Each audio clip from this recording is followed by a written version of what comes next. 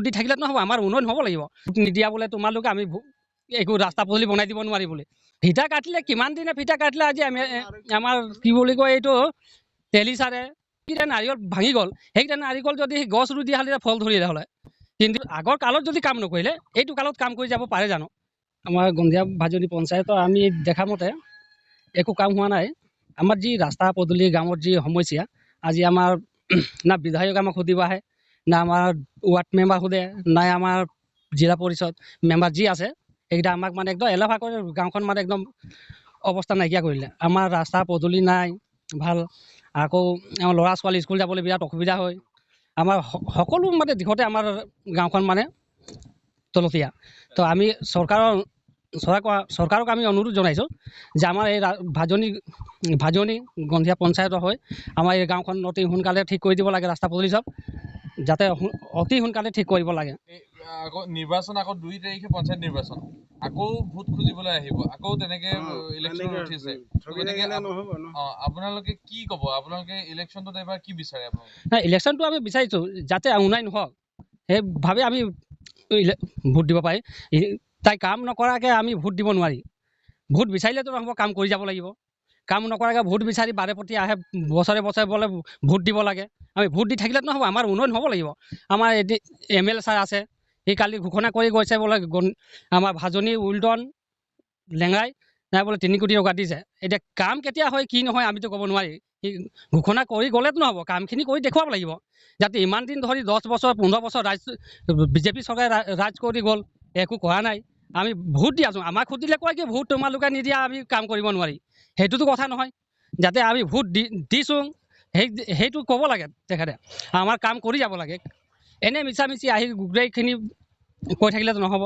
গতিকে অতি সোনকালে আমাক ৰাস্তা পদূলি পঞ্চায়তৰ মানে ইলেকশ্যনৰ পাছত আমাৰ ৰাস্তা পদূলি বনাই দিব লাগে বুলি আমি মানে ইয়াৰ পৰা ভোট নাই দিয়ে, সেইটো কাৰণে আলু পদূলি নবনাও বুলি কয়। কিন্তু সেইটোতো কথা নাই, আমি যে বাৰে প্ৰতি আমি বিজেপিকে ভোট দি যাওঁ, নিদিয়া বুলি নহয়। কয় কি ভোট নিদিয়া বোলে তোমালোকে আমি একো ৰাস্তা পদূলি বনাই দিব নোৱাৰি বুলি। সেইটো কথা নহয়, আপুনি ভোট দিলেও বনাব লাগিব আৰু নিদিলেও বনাব লাগিব। আপোনালোকৰ এই ৰাস্তাটো যে ইমান বেয়া ৰাস্তা, আপোনালোকে আগতে এইটো ৰাস্তাৰ কাৰণে আবেদন কৰিছিল? না, আমি কেইবাৰমান আবেদন কৰি থৈছোঁ, ধৰ্ণাও দি থৈছোঁ, একো আমাৰ একশ্যন নল'লে। ফিটা কাটিলে কিমান দিনে ফিটা কাটিলে আজি আমি আমাৰ কি বুলি কয় এইটো তেলি চাৰে, আকৌ MLA ছাৰ আমাৰ গোৱালা ছাৰে কিমানবাৰ ফিটা কাটিলে? এই 10 বছৰমান হ'ল 2বাৰ ফিটা কাটি গ'ল, যাতে ৰাস্তা নবনায়। যদি সেই যিকেইটা নাৰিকল ভাঙি গ'ল, সেইকেইটা নাৰিকল যদি সেই গছ ৰুই দিয়া হ'লে ফল ধৰিলে হ'লে। কিন্তু সিমান দিন হ'ল এতিয়া এই ৰাস্তা নবনিলে। তাকে আমি অনুৰোধ কৰিছোঁ MLA ছাৰ যিমান সোনকালে পাৰে আমাৰ এই গন্ধীয়া ভাজনিৰ ৰাস্তা অলপ অতি সোনকালে। এইবাৰ আপোনালোকে পঞ্চায়ত ইলেকশ্যনৰ যিবোৰ প্ৰতিনিধি উঠিছে, কেনেকুৱা ধৰণৰ প্ৰতিনিধি বিচাৰিছে? না, আমি প্ৰতিনিধি ভাল বিচাৰিছোঁ, যাতে আমাৰ পঞ্চায়তখন ভাল কাম কৰি যাওক বুলি আমি প্ৰতিনিধি বিচাৰিছোঁ। যাতে সেই প্ৰতিনিধি উঠি যোৱাৰ পাছত যে সি নেদেখা হ'ল আমাৰ পঞ্চায়তখন, যে এইটোতো ভাল কথা নহ'ব, তাকে আমিতো কিবা এটা ব্যৱস্থা ল'ব লাগিব। পূৰ্বৰ বহু যিবিলাক প্ৰতিনিধি আছিলে, পঞ্চায়তৰ প্ৰতিনিধি আছিলে, জিলা পৰিষদে হওক বা প্ৰেচিডেণ্টে হওক, বৰ্তমান প্ৰেচিডেণ্ট নাই, এইবাৰ ৱাৰ্ড সদস্য, তেওঁলোকে কিন্তু আগৰ পুৰণা মুখকেইখনকে দেখিবলৈ পোৱা গৈছে। যিকেইটা আমি দেখিছোঁ এইকেইটা আগৰ কালত যদি কাম নকৰিলে এইটো কালত কাম কৰি যাব পাৰে জানো? সেইটোতো কেতিয়াও নকৰে। সেইটো উল্টাই আমাৰ যেনেকৈ আছে সেনেকৈ থৈ দিব। সেইটো তাকে কৈছোঁ, যদি সিহঁতি ভালে ৱাৰ্ড মেম্বাৰ প্ৰেচিডেণ্ট সেইকেইটা যদি ভাল বাকী ৰাইজলৈ আমি আহ্বান কৰিছোঁ যাতে আপোনালোকে ভোট দিয়ক, যাতে ভাল প্ৰতিনিধি এটাত লওক।